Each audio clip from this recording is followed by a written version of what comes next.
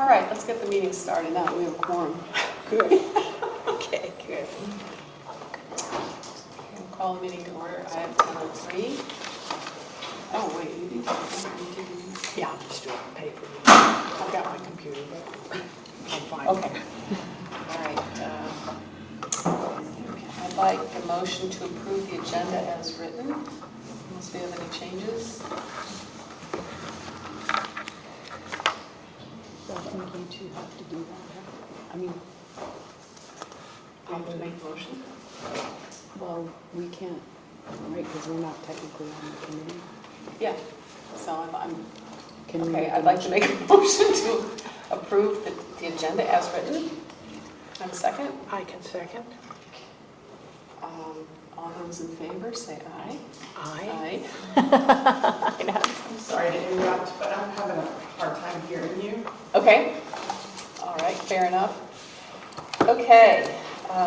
Review and approval of the June 18th Finance Committee meetings. I would like to make a motion to approve the June 18th Finance Committee meeting minutes.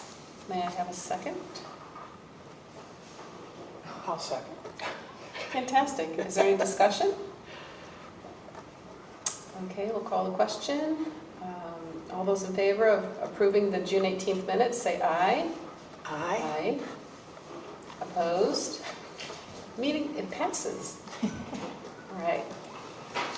Now we have, next is the proposed meeting schedule. Do we have that here?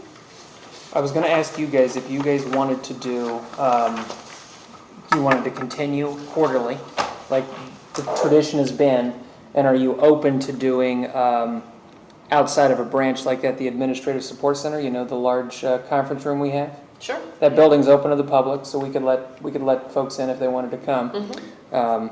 But the 3 months from now is putting us near the holidays. So really, you know, it's kind of, what has the tradition been? What do you guys want to do from the standpoint of meetings around the holidays? I prefer to move it to January. personally. Okay. And unless we feel a need well, let me think. December, that would be, take us to the beginning of December? Yes. So because it's between Thanksgiving and Christmas, so to me it's, you know, We have It's a hard time. we'll do it. But yeah, I know that was my thought. Well, I don't think there's anything terribly crucial in terms of budget right then. Not really, because it's largely in the county's hands at that point. Correct. After November. Yeah. Um, So we're kind of a wait and see. Well, I would say that we could push it to the beginning of January. okay. And if we want to go ahead and select, I guess, can we select a date and then we can Yeah. find the venue? Yeah. So you want to do the 14th or the 21st? Those are both Wednesdays. Okay, let me take a quick peek here. 14th or 21st, does anybody have any, do you have a problem with that? Nope, It's either one wide of open those for are me. fine with me, yeah. Oh, actually, you know what? The 14th would be better for me. Okay. Okay, And you want to keep it at 10 a.m.? Yeah. Okay. and do it at the admin building? I think let's tentatively say admin building, and then if you guys decide later we want to do it somewhere else. All right. Thank you. Yep. Could I add something to the mix while we're talking about schedule? So I believe when we were talking about scheduling for our committee meetings, when we looked at the evening meetings, we had talked about doing them on a day that wasn't the Hanover Board of Supervisors meetings. But I think somehow in the schedule, they've gotten put on the same day as the Hanover Board of Supervisors meetings. So that would be the October meeting and the March meeting. So I'd like to look at the next board meeting, moving those. I think we talked about moving them a week up. So on the third Wednesday of the month on those dates, so that we don't conflict with the Board of Supervisors. And the other piece of that is because Mr. Walter is staying as our lawyer, he wouldn't be able to attend either of those evening meetings. So if we can make sure we do make that change and bring it to the board in September. Okay. Yeah, thank you. Okay, so we're set for January. Do we want to go out further than that? Or should we It's up to you guys. I mean, from my perspective, it makes no difference. So looking forward, 3 months from January would be April. I got the A right. Now, I don't know Hanover Public Schools spring break time, so we may. First week of April. First week of April. Okay, so that is something to throw in the hopper as a potential conflict for members that have the school-age kids, but, Oh, no, that's a big deal. It's the first week of April. So what about the 15th? okay, An appropriate day for finance? tax day? Yeah. And then venue to be confirmed. Yep. And then we go to April, May, June, July. Although we might need something, I was about to say, don't we need something in June? we probably need something in June. Yeah. Yeah, I think, or even, May. No, well, kind of at the end of May, first part of June. yeah. The Board of Trustees will approve the finalized budget allocation May, June-ish. Right. So I don't know if the tradition has been the Finance Committee needs to meet before that in anticipation, or if that just goes straight to What the about- April. We have the April meeting and then we may have to call a meeting Okay, sooner than 3 months. okay, Let's just play it by ear at this point. okay. So we have the next 2 meetings, Finance Committee meetings set, and then we can, because that is a kind of a busy time in terms of the budget. Okay, well, that's good, and so location to be determined for April.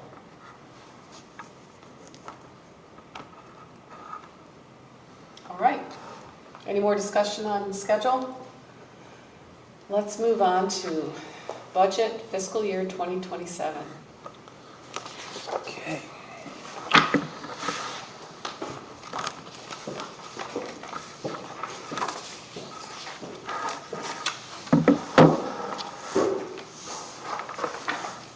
So for today's, I'll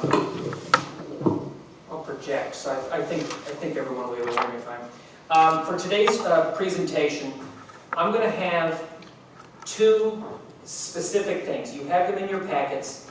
We're going to have a presentation first on the baseline budget. So it's basically a continuation of services as they currently are. And then we have the blue sheet is more of an aspirational budget. I'm going to present both budgets to the committee for review, and then it's your decision. And we'll talk about that, answer any questions. This brief PowerPoint is just kind of informational and historical. So basically the timeline, and a thank you to our business operations manager, Ace Phillips, and the deputy director, Jamie Stoops. We've been working for the last few weeks to finalize this budget for your consideration. So we've been working on our budget presentation. We're here at the September board meeting where we're going to look at what the staff has come up with. The timeline for historical purposes, in October, the full Board of Trustees would approve or amend our budget request. Going into November last year, starting early November is when our county partners started asking for our budget for their planning and consideration. And between November and March, really, they are going through their budget process. They're asking us questions about our requests, those kind of things. Then the April board meeting happens, and when that happens, we're getting our proposal back from the Board of County Supervisors. We're taking it back to the Board of Trustees, where then historically between May and June, the board is adopting our allocation request for the fiscal year.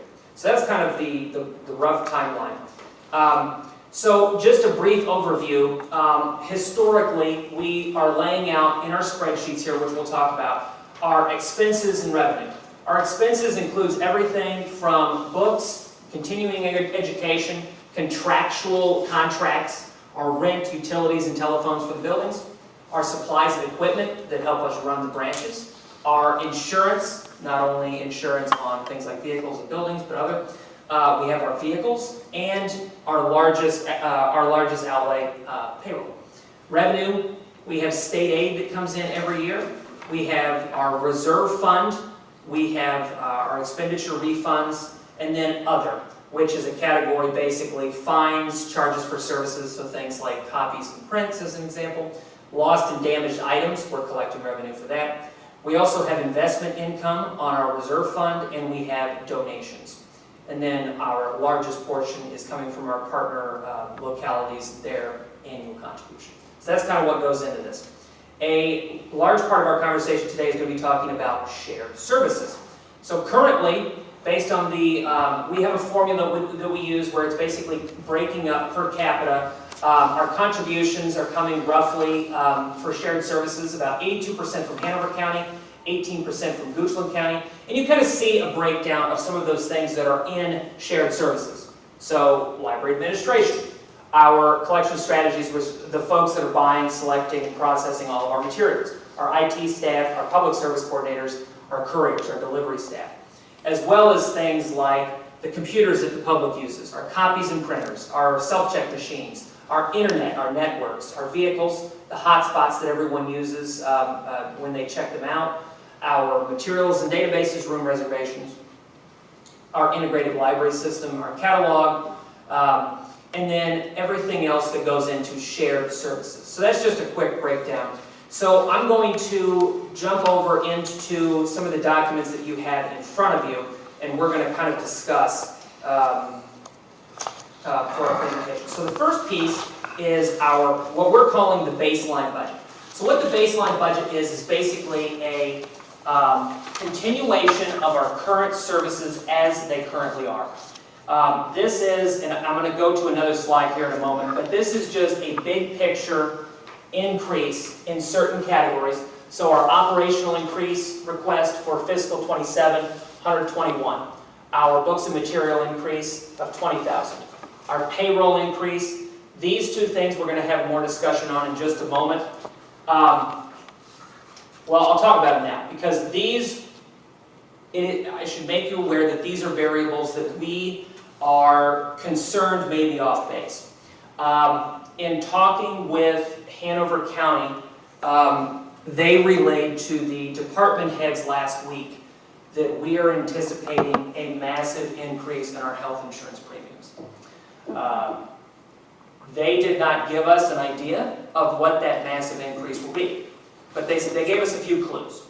The county administrator basically said that we do not anticipate an increase as high as Virginia Beach, which is a 125% increase year over year. However, they do anticipate such a large increase that it will probably absorb the entire merit increase for a staff member taking the health insurance.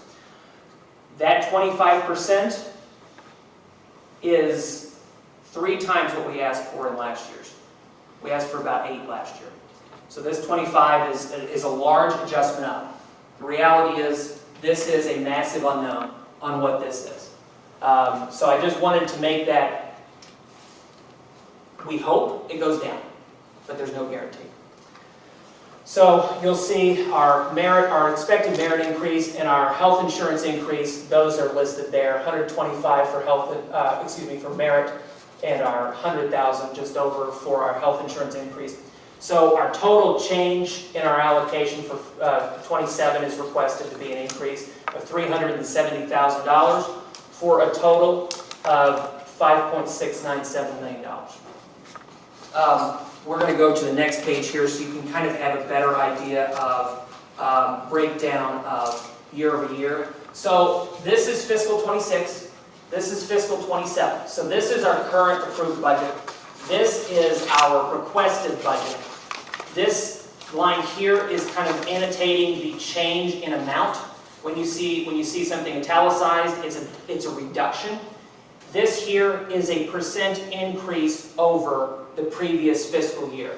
You'll see one spot here where it's a reduction. The reason we're not allocating money, we're not asking for an allocation from the reserve fund is simply because the Board of Trustees approved additional funds for materials in this previous this fiscal year, which we're not anticipating for the next fiscal year. So you will see that reduction there. But we also have laying out where the money is coming from. So we see our partners in Goochland and Hanover. Here are their current allocations. These are their requested allocations. So our requested totals for fiscal year 27 in our baseline budget is going up $370,000 for an increase of 6.95%. So almost 7% increase year over year. And we'll talk about how we got there. So these are some of our large categories that we spend from. So you're seeing here our year-over-year increases and our adjustments up. So for example, books and materials, we're asking for $683,000 for an increase of just over 3%, $20,000. Our continuing education, we're asking for an 18% increase. Our contractual, which has a lot of things in that, we're asking for $50,000 additional. This is for a few projects. For example, we have a new ILS. We have our renewal coming up. We have a 7-year contract. We're planning on renewing that, as well as adopting a efficiency tool like Office 365 and integrating that in for staff. So that's about $12,000 annually. So part of that $50,000 is investment in the staff directly. So that we're asking for a 21% increase. Equipment is going up $31,000, and this is to replace some of our failing and aged out self-check machines. We call them our X11s. They're at the end of their life already, and we're hoping that in the next fiscal year we can begin replacing them. They do have different versions with additional tools. Right now, our IT folks are really hobbling together what we've currently got. We're anticipating an increase of 11% in our insurance. We won't have an increase in our rent for next year, so that's left blank. Salaries and benefits. Obviously, you see the largest number here in our increase of almost $230,000, 5.9% increase, and that is including salaries and health insurance that we talked about. Our supply budget, we're requesting a 2.8% increase, $2,400. Our telephones, we're including a 38% increase. The previous fiscal year did not account for our Montpelier branch. So the large increase there is entirely because of the Montpelier branch. I shouldn't say entirely, the massive majority. Utilities, we're asking for $6,300 increase or 3.5%, and our vehicles, we're staying static. So let me move this spreadsheet down just slightly.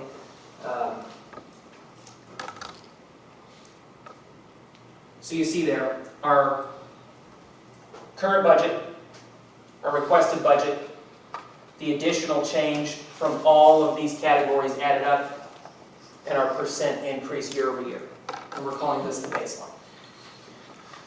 Any questions about what I talked about? Any questions on the specifics, anything like that? So you're probably going to get to this question later, but I'd like to know how much of that $359,000 requested change is branch expense change versus shared services change. But I know those spreadsheets are still coming. Yeah. So just going down here, so we're kind of switching. You'll see here a breakdown of basically this is Hanover County's allocation, which the screen kind of divides it up, but basically it's almost it's $4.219 million is Hanover's allocation. Goochland is $676,000, and so you see those total numbers there. This is the shared expense for Hanover County, which is $1.5 million. Then the branch expense, which is $2.7 million, and that's how we get to that total. And then Goochland County is divided the same way. So their portion of shared expense is $329,000, and then their branch expense is $346,000. So that's kind of the breakdown of shared versus branch costs. Does anybody have handy what it was last year? Like, I'm just curious, what was shared expense for Hanover? $1,353,153, and then it's $1.5 million this year. Okay. for branch expenses. Oh, and then, yeah, the difference is about $150,000. I have a question. How do you determine the 329,882 and, I mean, the percentage is different. How do you get to that number? The shared expense in Goochland? It's And the, based on the population, 82% goes to Hanover, and then the, what is this? 18% goes to Goochland. So we take basically a per capita formula Right, the based 18 on and the population. 82. Okay, this is, I just have to see this in my head. Yes. So the total shared expenses is, let's Is see. on this next sheet, Barb. Well, I can, That's branch What is the expenses. formula? So what number did you take times 18% to get 329,882? you want to answer that? Yep. Is that, What- It's the 1.8 million on the One- share. 1.8 million? Yep, times. Where? Point. Oh, on different sheet, okay, Oh, yeah. sorry. Sorry, Okay, yeah. Which sheet are we good. on? Okay, so the The total, share. Okay. that the went total up very shared low. expenses, that was the number I was Right there. Yes, about. that's it. So you take the 1.8 million times 18% is Goochland. Yes, Thank you. yeah. I just, Yeah, no, it's, Here's the numbers yes. here on the screen. yes, So, and then this is, H is Okay. Hanover. got it. And then G. Thank you very much. So can I go back to what Ace was sharing before? Ace, you said shared expense for Hanover for FY '26 was 1.353? Yes. Okay.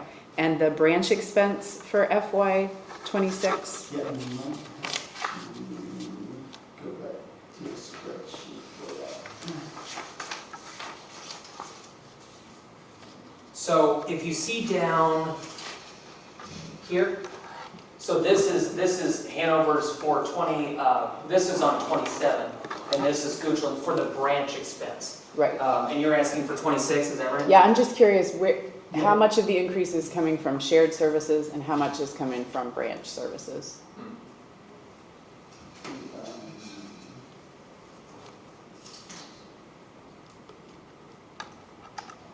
Yeah, so last year was 2.5 million branch, it looks like. Okay, okay. Yes, So it's like 220,000 branch and 200,000 or 150,000 shared. Okay. yes. That just helps when we talk to Yeah, people no, too, definitely. to Yeah, explain, yeah. like, Yeah. some of it's just running your branches, like payroll's more, right? So, Yes. thank you.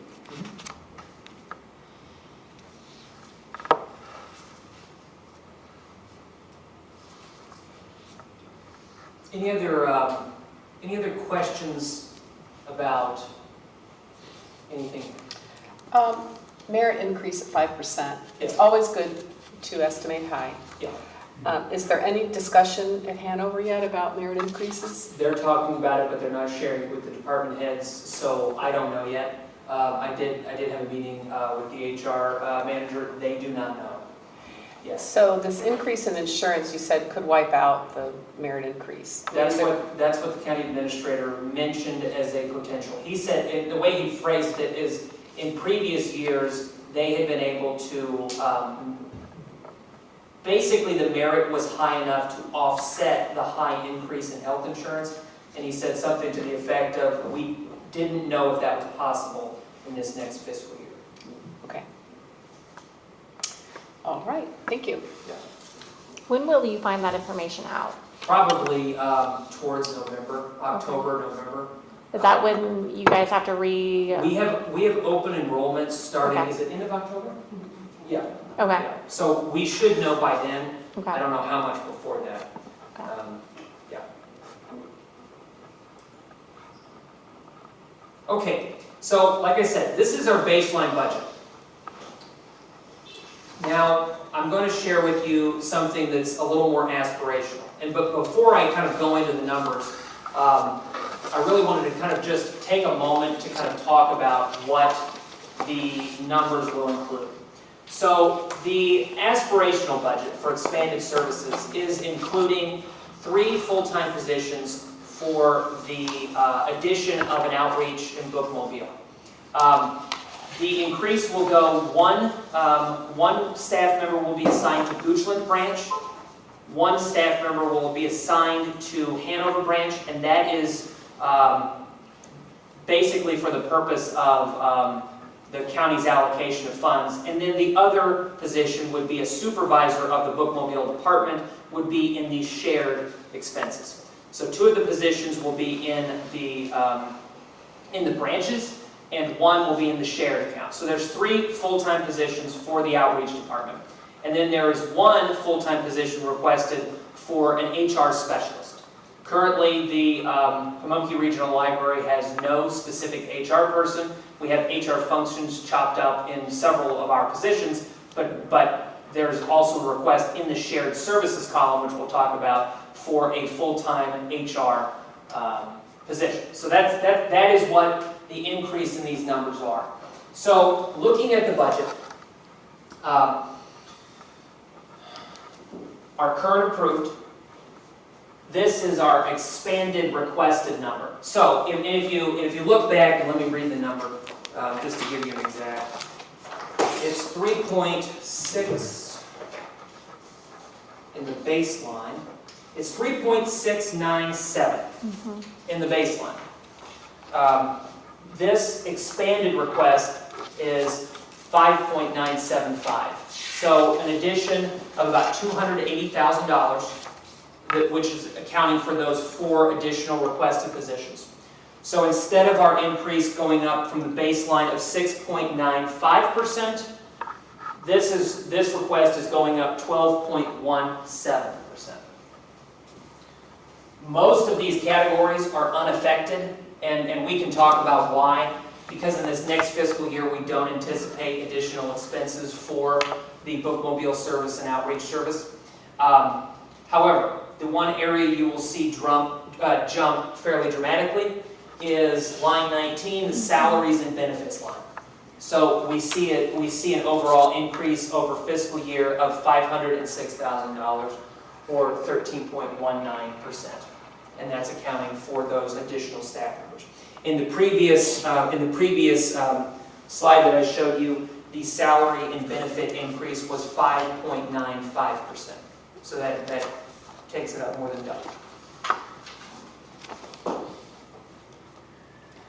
Could I ask a quick question? Yes. In the baseline budget you presented, Yes. is there still money in there for some kind of IT position? There is, and Okay. yeah, that is including the IT position, which will be filled. Yeah.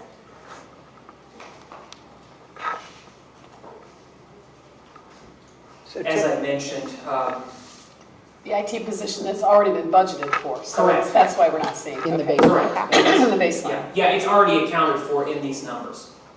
Yeah, like any other vacant position too. We have a vacant position in collection strategies right now, and that would be part of our shared account, and then we have some branch-specific things that are vacant. All those are included in these numbers.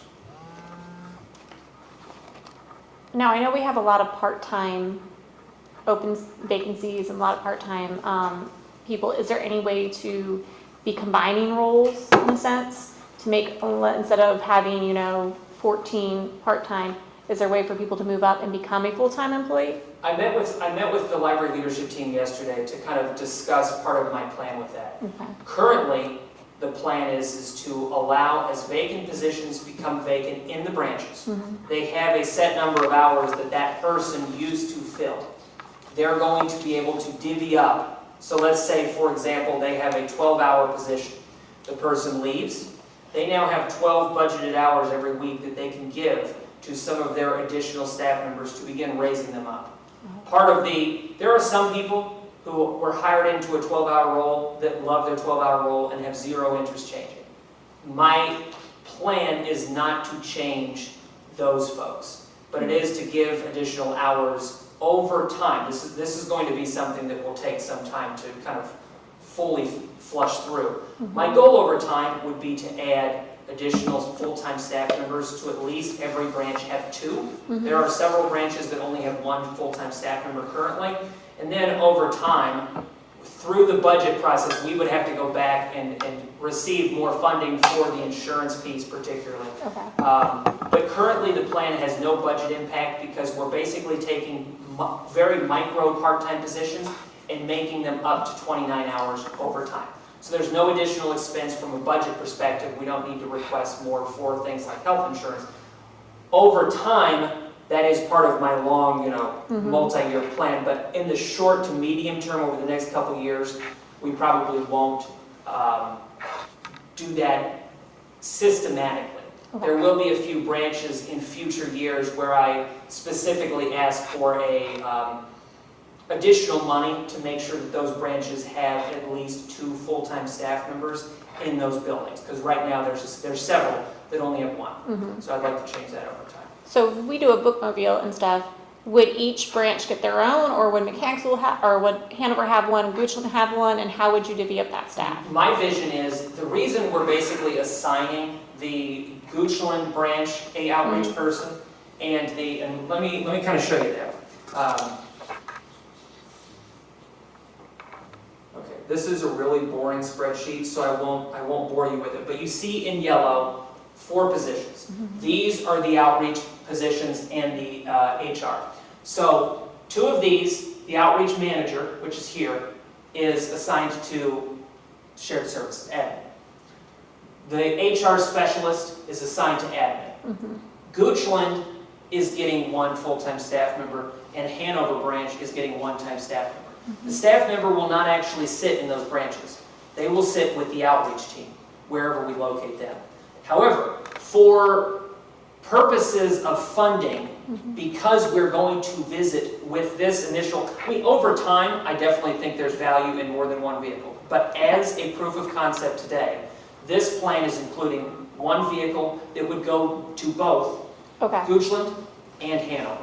And so the folks that would be, the 3 folks that would be hired into the outreach services team and run the bookmobile are, for the purposes of budgeting, kind of divided, but really they're going to be centrally located when they will have a home when they're not on the road visiting our communities.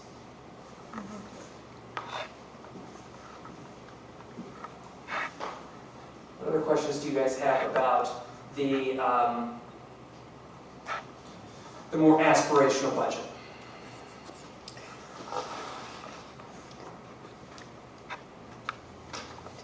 The only question I have is financing for a bookmobile. Well, right? Okay, that's a good question. So there is no money in fiscal 27 that's requested for the bookmobile, and that's for a couple reasons. A bookmobile build-out, if we were to write a check today, the bookmobile that I'm thinking about, which is a step van, which is kind of like what you see driving around the UPS style vehicles, it's about $400 grand.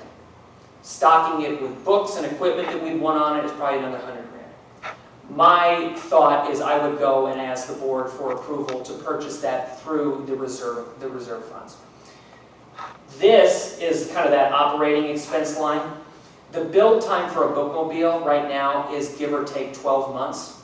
So really, the additional expenses, those things like paying for Wi-Fi for the vehicle, paying for those ongoing services, we have to add new licenses for those staff, we have to add new computers and different things. So those expenses will start in fiscal 28. It should be fairly modest. They're not going to be much more than what we would see, generally speaking, in one of our smaller branches, except they will change certain categories very dramatically.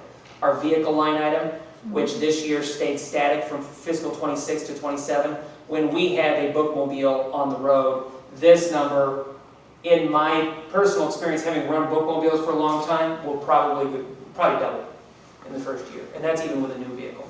Because you have to change the oil regularly, you're doing routine maintenance constantly, just like you would with your car. And the fact that these are going to be on the road for a large geographic area means they're putting on miles. So we're going through tires fairly quickly and those kind of things. So the additional costs will really start in the next fiscal year. if we were to add in a bookmobile service. So in FY '27, the staff that you're proposing for an outreach department would be more involved in what for that year? Good question. So when you're starting a bookmobile service, we're getting a collection. We're building it in place. We are beginning to run routes. We're going to go out to the community even without a vehicle. So we're going to begin to learn the community. We're going to go look for, I used to do what I called site visits, where I'd literally go to the park, go to the summer lunch spots, do all those things, just literally assess the space. You're working on building partnerships and relationships because it takes time to be able to get into the schools, get into the nursing facilities or the senior living facilities. We could go to a place like, is it Avery Point in Goochland that the board members mentioned? Those kind of relationships do take a little time.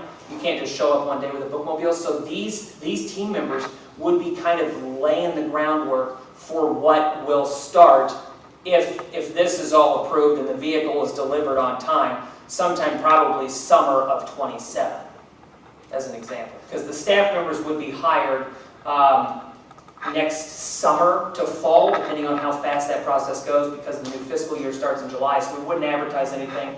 So we'd probably start hiring them in September, and then we would have them come in, be trained, and then start actually running the bookmobile routes in the months after, before summer. When do we actually begin appropriating the funds for this? The new fiscal year, so July 1st. So July 1st is when we start planning for the bookmobile? No, No, we would start, and the thing I is, mean, the 500 grand is what I'm wondering. that we can do, That's fiscal that's a board 28. action. That's a board action, so if Right. the board was to allocate 500 grand for the purchase of a bookmobile, we could start that anytime. Anytime, Yeah. okay. And really, you want to do that. Irregardless of this budget expanding or Correct. not, You- okay. and my personal opinion is you want to buy the vehicle before this is approved because of the long delay time of the build. The bookmobile is a custom build, you know, so it takes between 12 and 18 months to build the thing. So that's why if we plan for a fiscal '27 with staff members for the bookmobile, then we're able to basically hit the ground running from the time the new fiscal year starts and then the delivery several months later of a vehicle. So the actual vote on the bookmobile has to come Soon. soon. Yes, and in part of my board information is a similar proposal to what I talked to you guys before the Board of County Supervisors about, is basically using proffer funds that we have in Goochland County sitting there for the bookmobile purchase, and then the remainder would be an allocation approved out of the reserve fund for the purchase of a vehicle, and then that would be it until we get closer to, then I would ask for a second reserve fund allocation for the collection that we would put in the vehicle. Well, I do think that there will be a lot of, I think the community will be very happy about this. And I think that the friends groups might consider, fundraisers or donations or whatever. And I just think that money will come in addition to what we're budgeting for. I agree. I have. I think the value in this is, and in looking at with Ace and Jamie, when we were looking through former year's budget, this is the ending of the austerity. This is saying we're going to grow again, we're not going to contract anymore.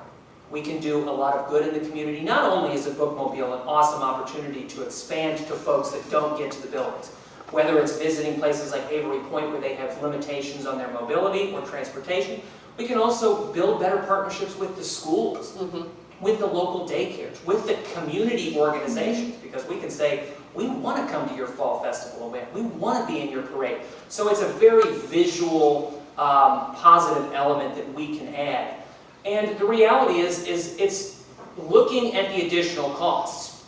$284,000 for additional funds for the staff, and then an additional, it's a fairly low, high-value return on investment. Because with a bookmobile, every month, we can visit dozens of stops. Oh, it's a complete game changer for the rural areas. I mean, really is with people with limited mobility. I agree. This is a dream. And I totally agree that rural areas are valuable, but I will tell you, from having run a bookmobile service for many, many years, you would be absolutely amazed. The folks that live in a mile of this place that cannot get here because of lack what? of mobility. Because partly it's, it's family culture. They don't show up to the library. It could be mobility issues. It could be transportation issues. It could be one of 1,000 things. So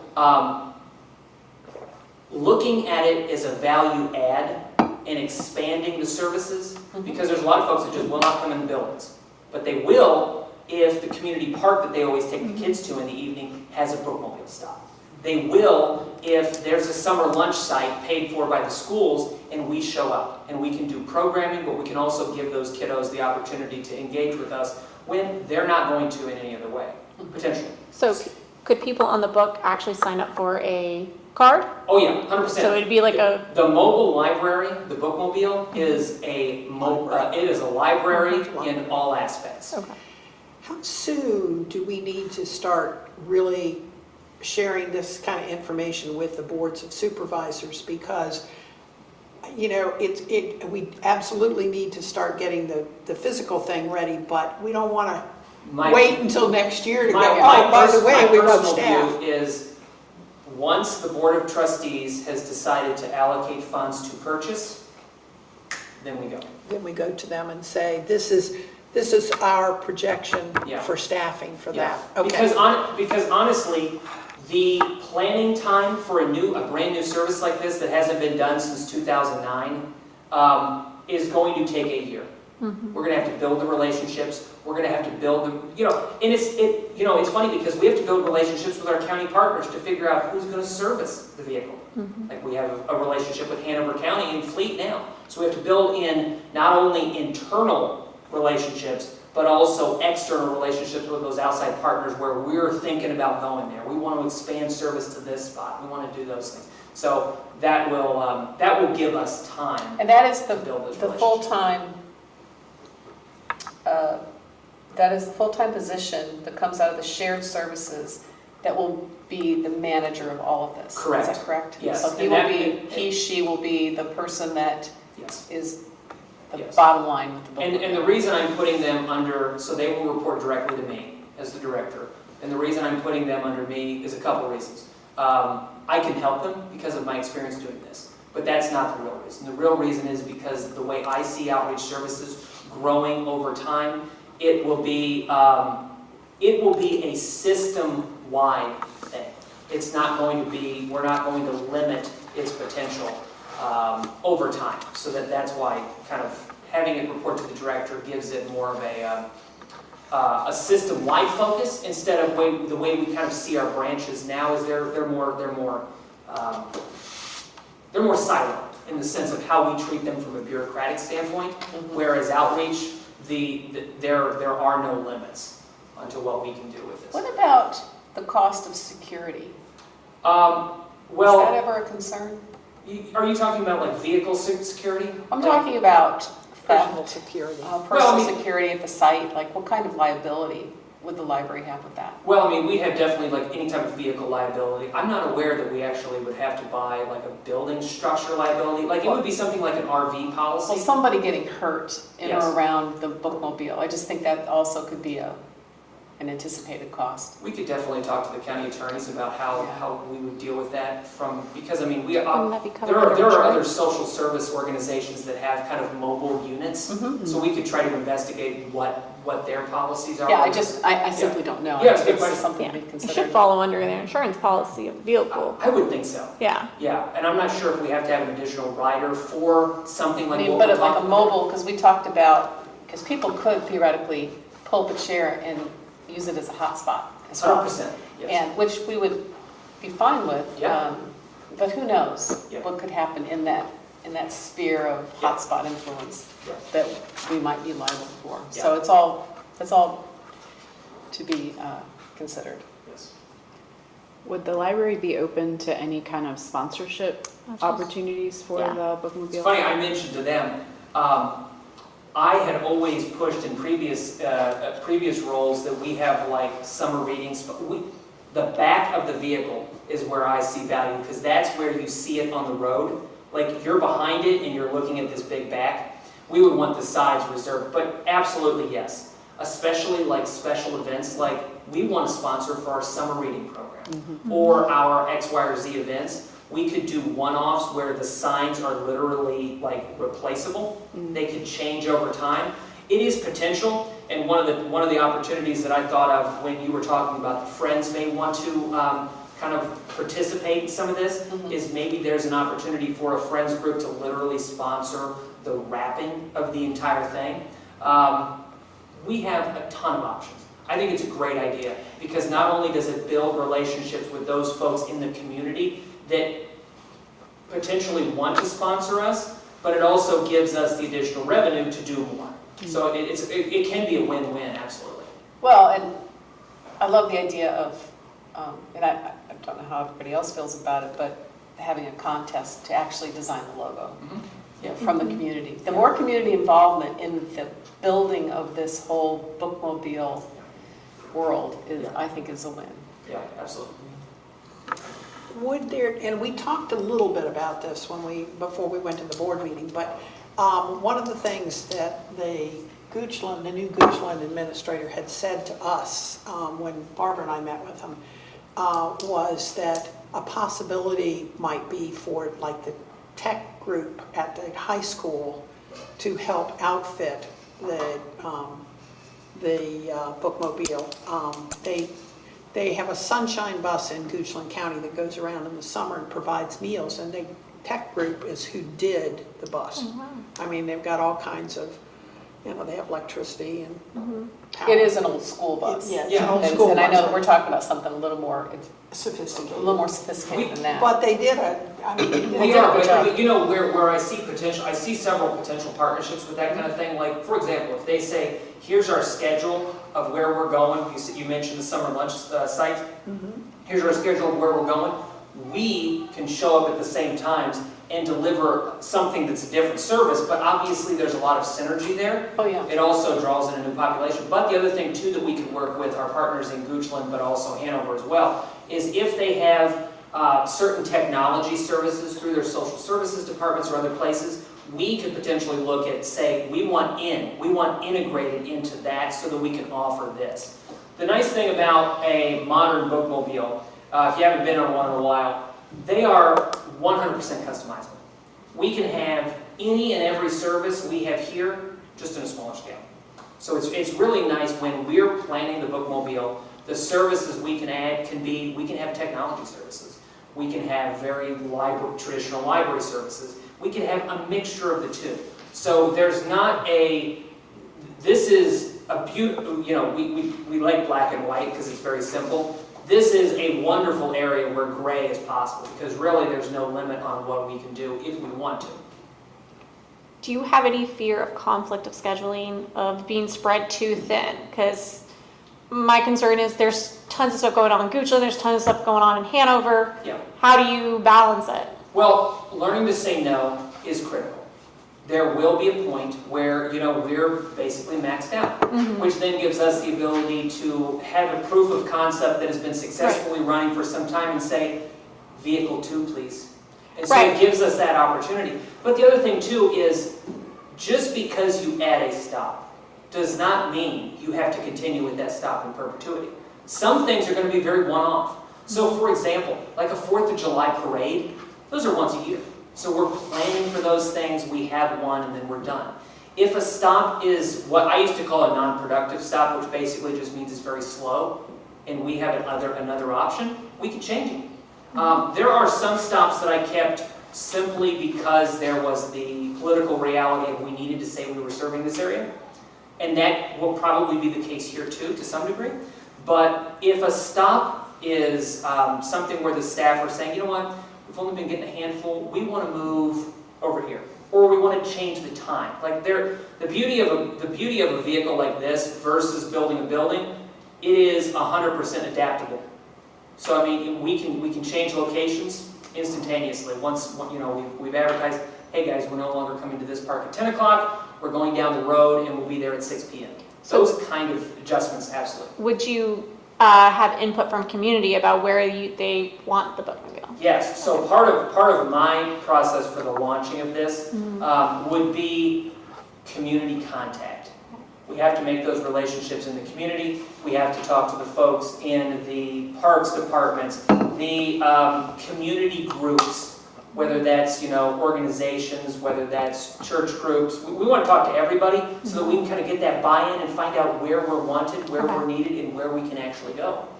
Talk to the schools. So as I think of Hanover County, who obviously I represent, and I look at a requested change on the baseline of $359,000. I believe, is it the last 2 years we haven't asked for an increase, or just the last year? Just last year, it was a zero, okay. So obviously that's a big ask. I don't think it comes out of left field, because they're gonna be facing the same things, because it's mostly coming from the health insurance bump and stuff like that. So it's not gonna be a surprise to them.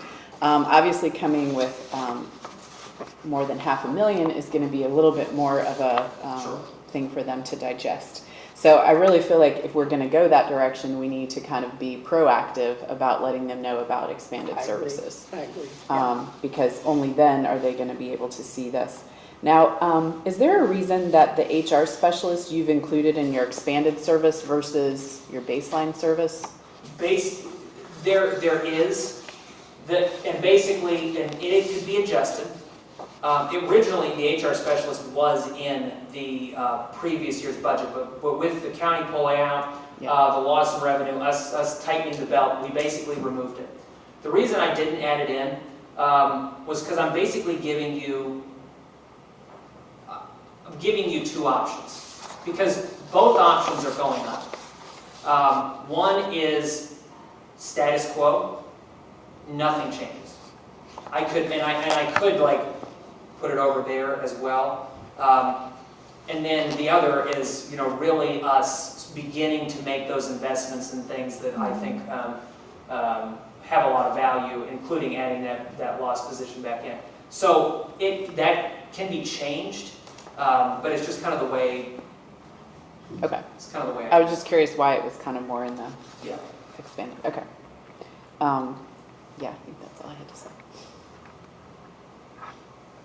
So there is potential for a hybrid, somewhere in the middle, like take a little bit Well, of this. and that's why I'm presenting too, because,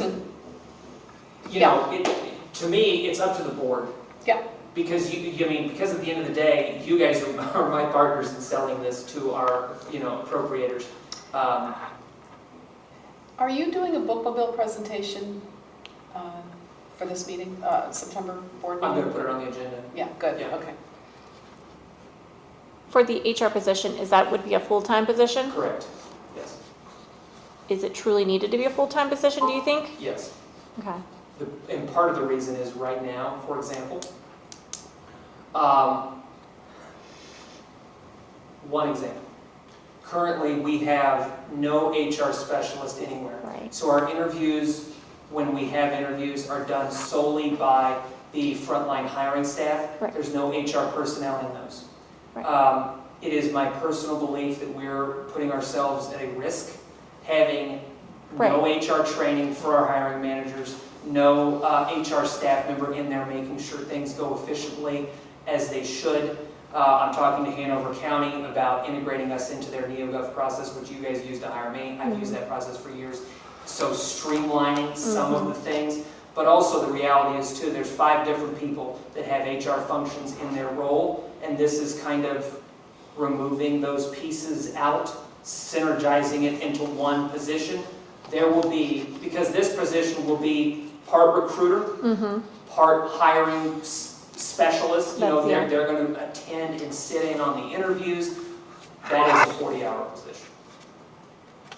And everything else. I mean, you're talking about draft ads, you're talking about posting positions, you're talking about screening applicants. Right now, we have our deputy director screening every position, which to me is not an efficient use of their time. It's not, but I almost wonder when systems get updated, those systems can help weed out a lot. And it will. There So that does take a little some bit. of this that is, the process cleans it up. Yes. Absolutely, that will happen. Yeah. Yeah. So would this HR person also handle personnel Yes, aspects? yes, as well as some like onboarding and training functions as well. Okay. We're trying to synergize things because right now, a lot of things are done dependent on location. Right. So as we work to kind of clean things up and standardize things, the HR person will be helpful in creating the opportunity for us to do like new employee orientation, something that the Monkey does not do currently. Right. To do things like, there's, I just fear that the position may be full-time needed now, but over time, I can see where it maybe not, is my only concern, because I get where you're coming from. yeah. I've worked these positions before. In the nick of it, when you're hiring stuff, it's a full-time position, but you're not constantly always hiring. And that's not usually the goal, right? Because Agreed. hiring and training costs more than keeping people on and moving people up. There's also, and I don't want to go into this in open session, but there Okay. are certain things that this person will help with that are currently being neglected. Okay, And so it is my personal view that a 40-hour HR position will not have any issues filling their time. okay. Well, I like the idea of taking away that little bit of work from people that are here for other reasons. Yeah, Free them up to do what they are here to do. absolutely. you know, Absolutely. So they're not spread so thin. I like that. Do too. Okay. Do we know, if we were to pluck the HR, I'm just saying, what is the salary range for an HR person approximately? Let's go back to our payroll sheet here. So starting $25 an hour. We didn't have a designated spot for it right now, so that 25 is just that's a $52,000 a year salary. So 52 is a guesstimate, a good, so 52 to whatever, I have no idea, but, so, And it's kind of similar to what our administrative assistant makes right now. Okay. It's lower because she's been in the job for 10 years, but. okay. So do you feel like the one thing I don't like about like kind of where we're at with this right now is the time crunch. Because we want to have this budget approved, whichever direction we're going to go by the October board meeting. And so I feel like we don't have a lot of lead up for communicating clearly kind of why we want to do certain things. So when you said there's a middle ground, I mean, you mentioned, is there a middle ground? Have you thought about that? Is there a way to maybe start a little slower? Like we still go ahead with purchasing and stuff, but maybe not again, for me, the more than $500,000 hit for Hanover County to digest.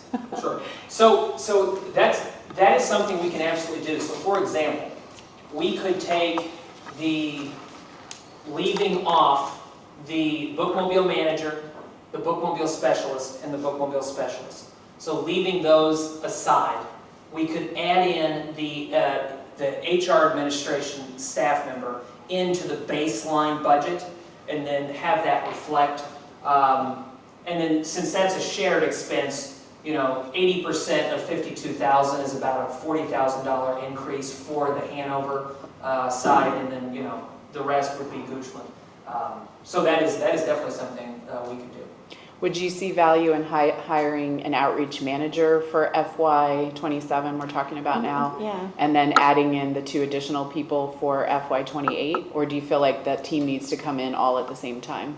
The reason I was adding them in early is because I actually think they should hit the ground running earlier, doing programming, using our current vans, doing what we call lobby stops, where it's literally you roll a thing of books inside of a building. However, I don't think it's inappropriate for us to have the manager come in, basically build out what they expect, and then once they've had all the foundations settled in that next fiscal year, the potential downside is because of the way we project forward in such such long periods, we wouldn't have those additional bookmobile staff members until July 1st of 27 actually allocated, which means the bookmobile service would probably launch sometime in the fall of 27. Not unreasonable, But that's just kind of the timeline of I what that. kind of like that idea better because number one, a rule of life is everything always takes longer than you think it's going to. 100%, yeah. And I think that's a realistic goal, the Okay. fall of ·27. Yeah. I think it's I'd a love good- to see it sooner, but I think that's more realistic. Okay.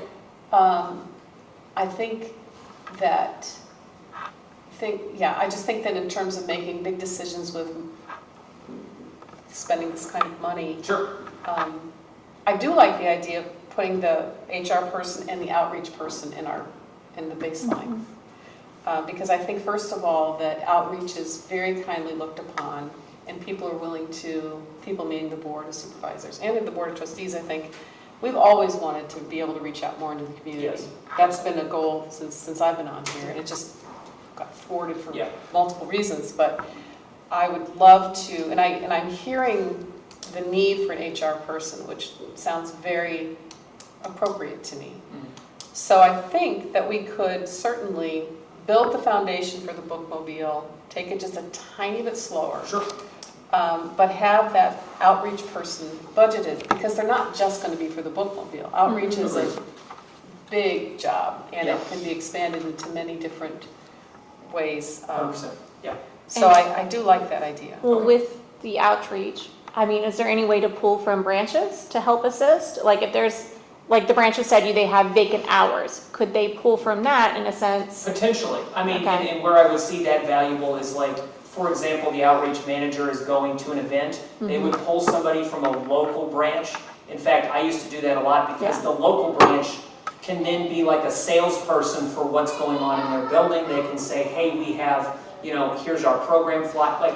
So there's definitely cross-promotion materials. Yeah, or even cross-training in a sense, Yep. because, 3 people in this one, someone gets sick, accidents, whatever happened, having more people in our branches to know how to go out and do events and stuff. Yeah, absolutely. So and there is some there is some element where the branch is already doing some outreach, so just kind of, basically expanding. So I'm not against going forward with the expand services, but I guess I would just like to hear like from you and your team that you feel like you have the capacity to come up with a proposal for the bookmobile that can be presented to the Board of Supervisors, that we can get their buy-in on, that they can say, yes, we want this additional service for our library. Before we hit them with like, well, this is the additional cost. But I'm okay with considering the expanded one as an option, but it's going to require some legwork on your part to. So what I can Kinda make do it- for the September board meeting, 2 weeks, give or take, because I've already done some of the groundwork already. What I can do is basically propose the creation of the outreach services department and the bookmobile purchase, and then I'll go into some details. I already have some sites that, because the Board of County Supervisor member in Goochland specific, there are certain locations that I already know are strategic places for us to try to get to, so I can kind of present some basics. Also a bit of a schedule, like what the service would look like. I can do that at the September meeting, and then we can kind of go from there if you feel like that's... So at the Goochland Board of Supervisors meeting, did you guys talk about a bookmobile at all with them? We talked with the county administrator Okay. at length about it. And one of the supervisors. And one of the supervisors. Yeah. Okay. But we did not talk at the board meeting about it. Yeah, because I just think it would be good even before our September board meeting, just to sit down with some of the county administrators. Yes. Kind of say, this is where we'd like to go, so our budget's going to have kind of this vision in it. Like, is this something that you think Hanover County needs, Sure. And then kind of get their buy-in so that we know that we have the backing of all of them kind of as we move forward. And then if Hanover County's like, yes, we love this idea, this is great, then let's go with the extended service and say, okay, well, this is what we're looking at. Okay. I just want to make sure we have the lead up to be able to explain ourselves and Yeah. I like the drop it idea on of them. getting the tie-in with the education, with the schools. That's something that I think we could emphasize. And that's something that we've heard from our supervisors heard as from well. our is Why supervisors, isn't there yeah. more synergy with the schools and Yeah. the library? Well, and the schools too have so many events, and I know some of our libraries are already doing like back to school night and things. It allows us to build those relationships and make sure, and and there's probably potential too. I mean, one of the things that one of my bookmobile services used to do, we used to go to school stops, public school stops, constantly. There'd be days where we were there for 4 hours and we'd see every kindergartner in that school. So like the way we design this bookmobile service could be very school heavy, it could be more community focused, and it could be a hybrid.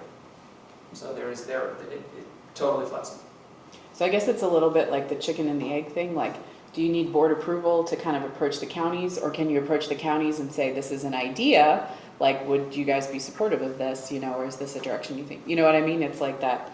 I think in general, the board is supportive. That's what I was just gonna say. I feel like I'm hearing, and correct me if I'm wrong, I'm hearing general board support for the idea of a bookmobile and the willingness to fund the purchase. I think if we go in and say basically, we have this so far, here's our idea, in a 30,000 foot view, not necessarily real specifics, but I mean details of like, we would go to Avery Point as an example. Right. But kind of laying out that baseline, I think that does make some sense. And John even mentioned, the county administrator at Hanover County did mention to me that if we want to schedule meetings like budget planning, he's more than happy to take those. So it might be an opportunity. I can work with my contact, Brett, the deputy county administrator, to kind of like open that door for us Yeah, to begin just laying the groundwork. That's a good idea. yeah, no, I think that would be good. Okay, I'll begin putting details together and I'll get back to you guys Good, shortly. that would be great, because it is, I mean, we are under a unfortunate, Yeah. it's a bit of a time crunch, but Yes. it's for good, I mean, it's a good Sure, thing. sure. It's a real good thing. So, okay. So when it comes to the board meeting in a couple of weeks, what would the finance committee like to present? Both options, or? Well, it's, You almost have to. Or Yeah. I would almost like to have a middle ground option and the expense, like the expansion option. Does that make sense? So what we can do is if Yeah. you guys are in agreement Yes. that the baseline budget changes to include the outreach manager And the HR. the HR full-time person. Yes. So then basically what we can do is still present two, but the baseline of what I presented to you changes to kind of be more of that middle ground Yeah. currently. also more realistic in the fact that we want to grow. Yeah. We Sure. want to Sure. be more efficient, and also mentioning that it does include the IT position and collection. That I think, even though it is already in there, but I Yeah. think it bears repeating that those are positions that are going to be filled. Yes. So I like the idea of a new baseline Mhm. and then our new expanded services as well. Okay. So it'll fudge the numbers a little bit. I can say that just anecdotally, I can't speak for all the board, but there has been overwhelming support that we've heard Yes, in Goochland for the bookmobile. yes. Overwhelming support. Incredible. Yeah.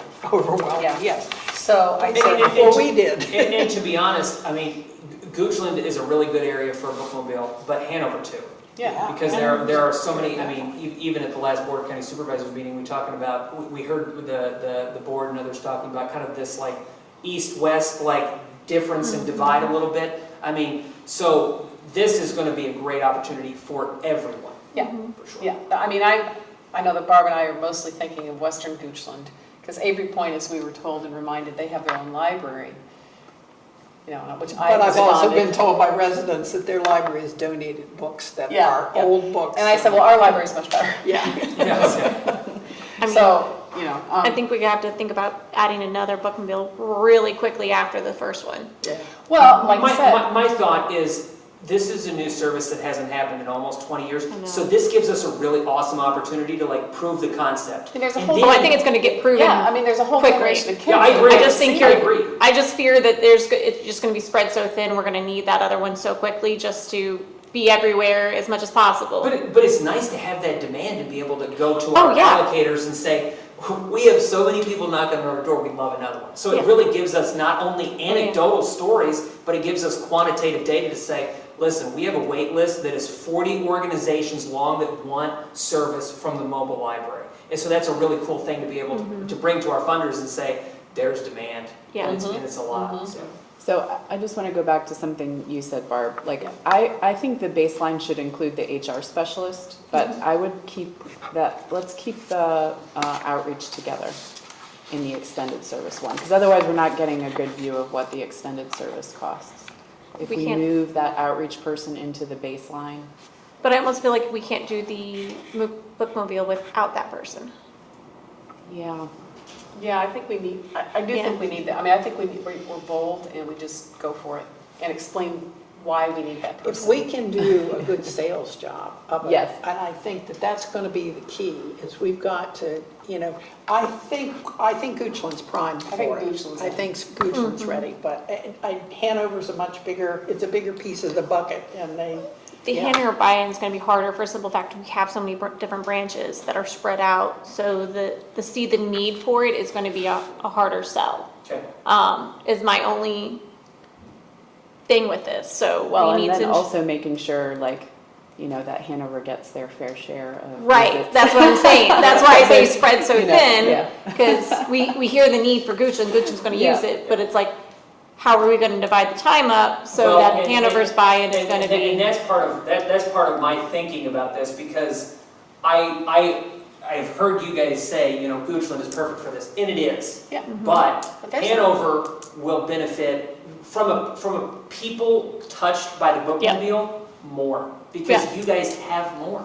right, so- no, I agree with you, but you Yeah. have to sell that No, to no, them. yeah, for sure. They're not in the same place, I think, right now as maybe Goochland is. So we have to help them get there. Yeah. But I think my thing is, we need buy-in from the board as a whole, that this is the direction we want to go. Yeah. So obviously, we represent here in a majority of the board, right?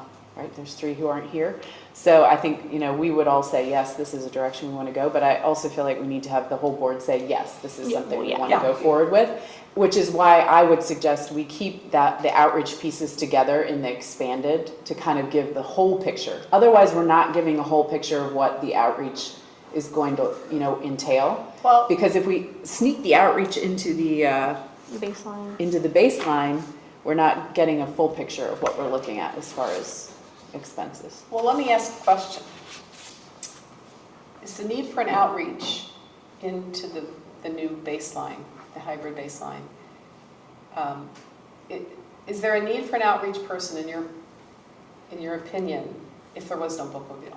Yes. I was gonna Okay. say, yeah. That was where I was going. What I was gonna say is the bookmobile is a piece, a large visible piece Yeah. of outreach services. I think it makes But- outreach easier, but it can be done without the vehicle. Yes, correct. But, and this is something to consider, that with an outreach person in place, and the fact that we are going to make every effort to get this bookmobile approved, if we have that person in place, then that person takes over of the bookmobile kind of management, correct? Correct. So if we didn't have that person in place, I think that it would keep things, I think it would be at a disadvantage, because I think once you get an outreach person in place, they, number one, become very familiar with every branch, they become very familiar with the community, and so The- they are ready to go. The advantage, though, of what you're saying is you almost create a either-or instead of a hybrid. So and I actually agree with you, but there's actually an advantage here. Because the advantage is basically saying, we really would love to have this service, and here's some of the things that we can wrap into it. Okay. So I don't think it's a problem either way, because what I will sell to the board is the entire outreach package, instead of just what 90% of what we've talked about with this is the bookmobile, which that is massive, there's no doubt. But there's more to outreach, and so it's kind of getting buy-in for the whole, Yeah, the whole the whole picture. vision. I understand that, but is there value in having somebody in place in fiscal year '27 to facilitate? But when we go to the board, it's almost impossible to say no to this without that person. So when you loop it together, I see where he's saying, Yeah. it makes it so, if I could just hire that person and not do the bookmobile, I can just get away with that and not have to spend the money. But if I loop them together, I can't do one Yeah. without the other. Yeah. Okay, all right. I agree with that. And I mean, we can still, at the board meeting, like I said, I would present with the HR specialist in the baseline, because I think that's not really, we shouldn't be debating about whether we need that or not. And then put all of the outreach people together, and we can still come out of that board meeting with a hybrid. Yeah. if True. the others are like, no, we don't, which I don't anticipate. But, yeah. Okay, and that's what we'll do. We'll change the baseline to have the HR specialist, and then the expanded will have all 3 of the staff members. I mean, from your perspective, are you happy with Goochland, the breakdown in staff, basically Goochland paying for 1, Hanover paying for 1, and then shared paying for the manager? Are you guys happy with that breakout? I think so, yeah. Yeah, I Okay. think that will work. Okay, Yeah. Great, thank you guys for all your hard work. absolutely, absolutely. Ace and Jamie, everybody, thank you. I'm excited.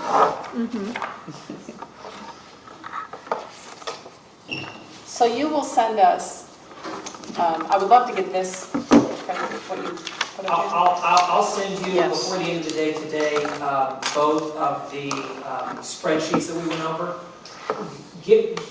How fast can we have that baseline, the HR person, the new baseline?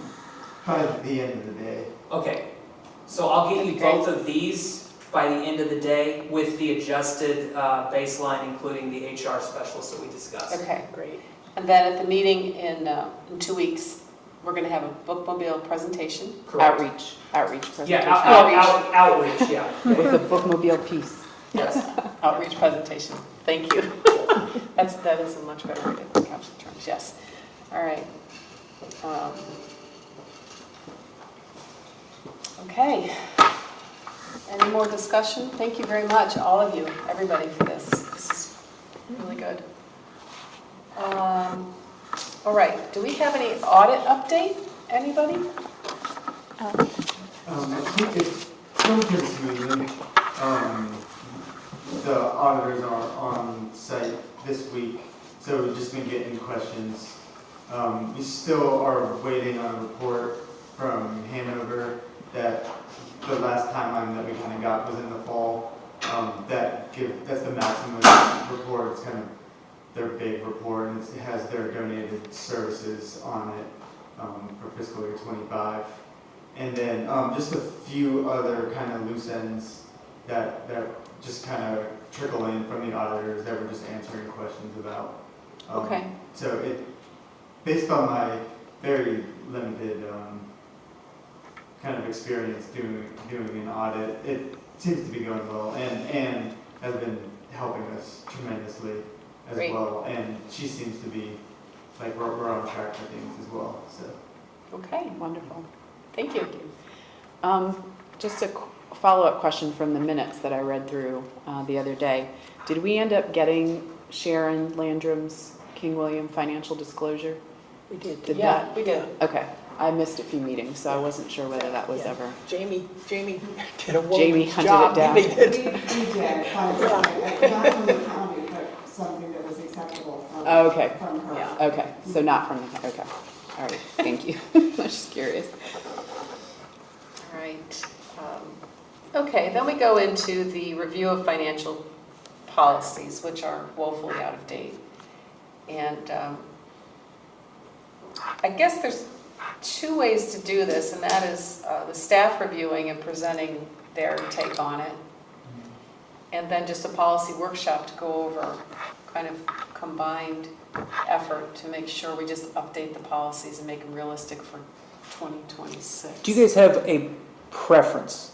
Well, we did, one of the things that we talked about a year ago, we talked about actually using Anne Yeah, for part of this too. Yeah. To get, using part of her hours to help us. And she had actually agreed to it at that point, said that was something that she could do. Okay. So I think having that kind of expertise on it, I would not be the person to pull in to do it. Yeah. So, Yeah. having Well, a somebody lot of that it knows is what they're just, talking about. I mean, it's just, a lot of things are just woefully just out of date. Well, and we're finding that Policies, across the board. Yeah. That is not Oh, unique to the oh. financial All of policies. So, Yeah. yeah. All of them need it. So I wonder if we should we roll this into the January meeting? Or should we have a separate workshop? So here's what, this is going to be a significant amount of time. One meeting, now if we kind of lay the table at the meeting we could have the current policies of what we've got, and then kind of work on a triaged game plan of what we want to do, whether it's dividing it out into pieces, So I think Okay. maybe like just simply a workshop to come up with what our 2026 strategy is for the financials, and we can come up with timelines and how we're going to break out the work, whether we're going to use some of our existing staff members, are we going to rely on Ann, are we going to look at best practices from our county partners like in Goochland and Hanover. We can consider all of that in this first meeting. We will determine a strategy. So where is the January date coming from? January 14th. Yeah, no, I know, but, Financial. so, I mean, when we spoke with Zach about kind of priorities, we recognized there was a lot of out-of-date stuff, and we kind of gave him some space to not deal with some of those things as quickly to get to other things that we know were more pressing. Correct. So what's pushing is there a reason right now we need to address the financial policies? Well, if we were to just literally not spend any real time on it in January, other than figuring out a strategy, so that we could push it back, so that we would really, maybe we won't get to it until the summer, when things really calm down, but it will take some time, and I don't want this to be a time hog in a busy time. Sure. So if we just created, okay, you guys do this, you guys do that, we'll do that, and then everybody kind of gets their homework in January, and then we have a lot of time to figure it out. Another option would be to say, let's ask Ms. Shaver, say, we'd like you to take 5 hours, for example, we're willing to pay 5 hours, and we'd like you to kind of do an assessment of our financial policies. Like, where are the places that you think we need to, I mean, that would be another idea that wouldn't be putting it on our staff members, but that the board could, and staff would have to tell us whether they think that approach would be helpful or not. Yeah, what I was just going to mention is maybe this discussion is better punted until I talk to the PRL staff. The other thing too is, to be honest with you, I don't know what shape our financial policies are in. And until I get in and read every one, I've been focusing on other areas. Yeah, which However, it should be. yeah, This is but- not top priority. So to me, we may look at them and say, you know what, these are tweaks. Or we may look at them and say, it's a total rewrite.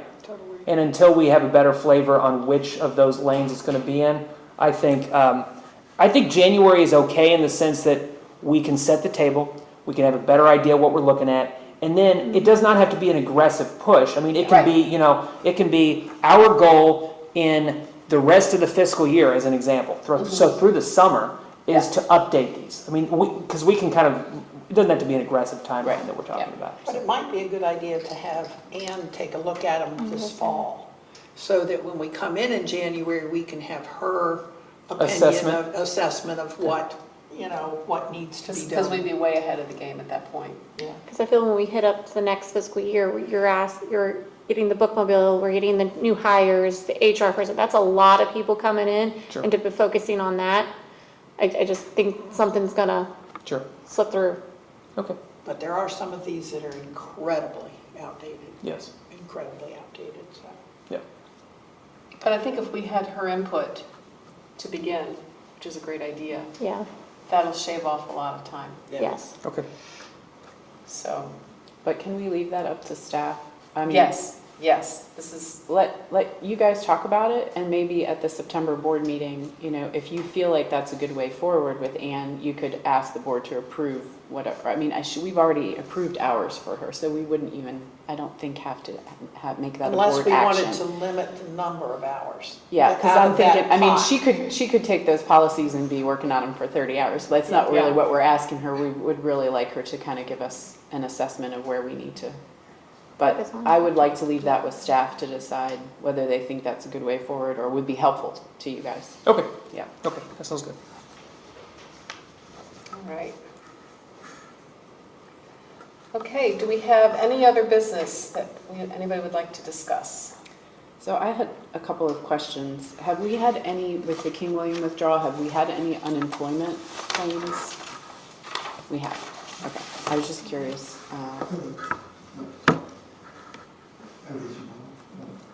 Yeah. I I saw the paperwork for one. Yeah. Okay. Just one? And Yes. are we being responsible for that, or is Kimberly supposed to be responsible? We are. We are, Okay. yeah, Is that how we left it in the memorandum of understanding? Yeah. yeah. Okay. All right. What is the time frame on it? I don't know, on unemployment It's claim. 6 months. They can file up to, for 6 months. Yeah. With that, we would cover their unemployment. But what's the duration of the payments, like once they've been approved for filing, do you know? I'm not sure. I mean, It changed so much during COVID, I'm not I don't know, that, I haven't, yeah. sure either. Another follow-up question I just had with the minutes from the last meeting. So I know we have a new contract how with, much for the they get paid, or how hotspots. much? How long it goes on? 6 months. Sorry, I'll wait. Oh, 6 months, okay. Yeah. Yeah, 26 weeks. But they have like 3 months or something after they get let Hmm. go to be able to file. So they would be past that by now, because June, it was end of June that they left? So June, well, July, August, oh no, so they have a couple weeks. Until the end of September. Yeah, so they have a couple Yeah, weeks. end of June, Yeah. yeah. Okay.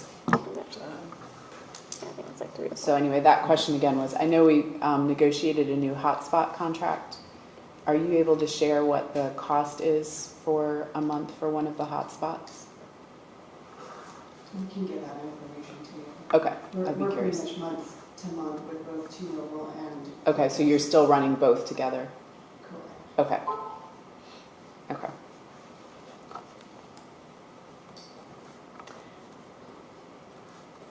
Another question that I had that sort of ties in a little bit to budget is, obviously, we'd like in the next few months with the reciprocal agreements, the library card stuff. Yeah. And also considering charging for people who are outside of our kind of service area. That's another piece which comes in a little bit to the budget talk as well, I think. So, but I know that's on your radar, Zach. so- It is. I've already started to look at what our neighbors do. Yeah. Okay, thank you. All right. Anything else, anybody? I don't want to dominate the time, but I do have one more thing. No, please do, please do. So at the last meeting, we talked a little bit about the cost for digital downloads. And we had talked a little bit about kind of getting an idea of what is an average price per digital download based on what we gave out last year for the different vendors like Hoopla and Overdrive and how many circulations we saw in those things. I'm just wondering, how difficult is it to put those kind of numbers together?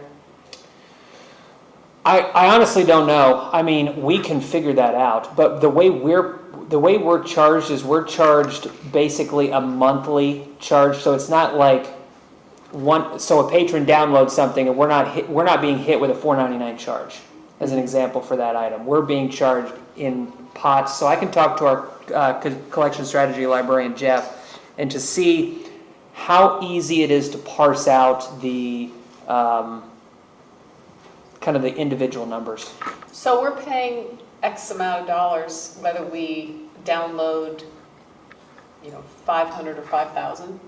Well, Or does it change? Or does it have like? okay, so there's two different services, and they are different. There's Hoopla, which Right. is per charge. So Per if download. yeah, per download. So when I check something out on Hoopla, I'm charging the library effectively Right. whatever the cost of that is. So that's per. Then there's Libby, where it's not that way. There is a limit, but it's based on. We have effectively bought a license to have an item for a certain number of checkouts, digital checkouts. So Libby really runs almost identically to a physical library in the sense that I buy a license, I have that for 24 checkouts or 2 years. Usually they'll have whichever comes first. So usually you don't have things, especially new stuff, in the cycle for 2 years. But you have it for a certain number, and then that's why there's hold lists, because basically you're getting that one license is being treated almost exactly like a physical book in the library, so it can only be used one person at a time, and if I need more, I got to buy a new license and basically treat it like a physical book. So there's two kind of different things we're talking about when we talk about the digital. So on Hoopla, they can Hoopla, check out. is it itemized? I don't I know. mean, do you know the number of checkouts? I mean, you should write, like. Well, we get per- those numbers every month. Yeah, of yeah, how many but- checkouts are covered. But, Yeah, but we do know the number of checkouts, but I don't know, like, do you mean like the cost, like, what do you mean, what are you well, asking for the with itemization? Hoopla, we pay every month? Is it every month or every? Yeah, every month. Every month And I with Hoopla? believe we can get an itemized, I mean, is that, things like that. so what I'm asking, this is probably just a very obvious question, but the Hoopla monthly charge is the charge divided by the number of checkouts? Is that what it is? Is that how they determine the amount? Times the number. It is kind of a tiered pricing with Hoopla. So like a book might be 50 cents, and then an audiobook might be like $1.50. So, but I mean, you can get an average based off how many, are invoiced for the month divided by the number of checkouts, and we can kind of get it. But is that how they determine the monthly amount? They literally take the number of checkouts times the fees, or, Times the fees. Exactly. okay, so, all right. And we have seen a little drop, I mean, the data is so short term that it's hard to say whether it'll trend like that, but it looks like about a $3,000 decrease since King William left, and we lowered our bar limit from 7 to 5, which is kind of good to see, and it's almost, if it trends like that, $15,000 a month, that's pretty much what we estimated. I think we estimated $185,000 for the year, and that's almost right on track if it keeps on trending like that. Okay, thank you. For me, when we look at the reciprocal stuff, I'd like to just have an idea of what we're paying per kind of digital download, because we definitely need to be kind of having a reciprocal fee, or having a fee for those that are out of our jurisdiction that is going to help kind of cover some of those costs too. And I will tell you, because I have a friend that basically Loudoun County up in Northern Virginia just did this a few months ago, where they basically shut off digital services for non-Loudoun residents. I was affected by that. There are some things, Hoopla, they shut it off for us. Libby, contractually, they can't. Okay. So there are pieces where we would be able to affect that change potentially, and there's pieces that would not be affected. So, Interesting. yep. Okay, I'm done. all right. Well, with no other discussion, I would like to make a motion to adjourn. And I will say.